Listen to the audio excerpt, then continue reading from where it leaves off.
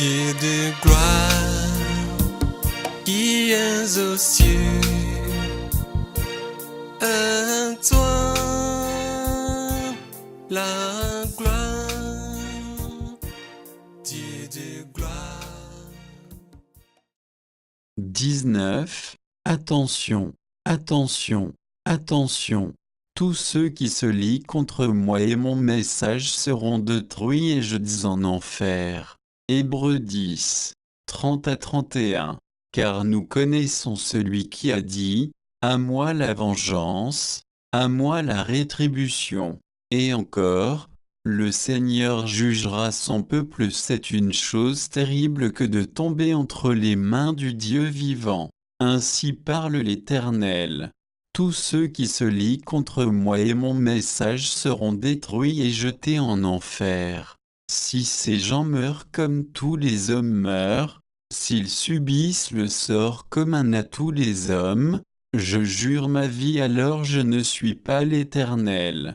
Leur sort sera pire que celui de Corée, Dathan et Abiram.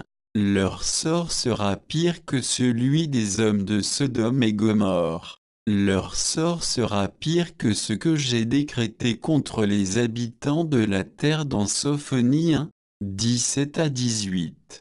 Sophonie 1, 17 à 18. Je mettrai les hommes dans la détresse, et ils marcheront comme des aveugles, parce qu'ils ont péché contre l'Éternel. Je répandrai leur sang comme de la poussière, et leur chair comme de l'ordure. Ni leur argent ni leur or ne pourront les délivrer, au jour de la fureur de l'Éternel.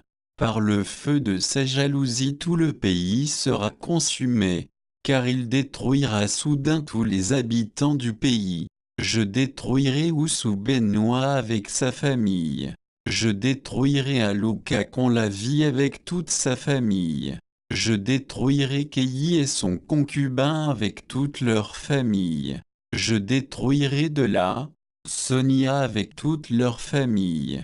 Je détruirai Georges Naman avec sa famille. Je les jetterai dans un endroit terrible de l'enfer. Je t'emmènerai ensuite vers eux. Ils te transmettront des messages et tu viendras les transmettre à ceux qui vivent encore sur la terre. Ce sera très effroyable, mais tu dois avoir le courage de supporter cela, me dit le Seigneur. Je te demanderai des choses très dures et très difficiles à supporter et à faire.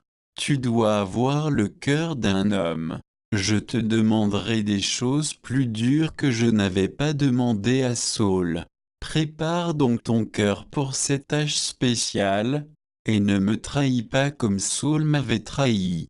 1 Samuel 15, 2 à 3. Ainsi parle l'Éternel des armées, je me souviens de ce qu'Amalek fit à Israël, lorsqu'il lui ferma le chemin à sa sortie d'Égypte. Va maintenant, frappe Amalek, et dévoué par interdit tout ce qui lui appartient.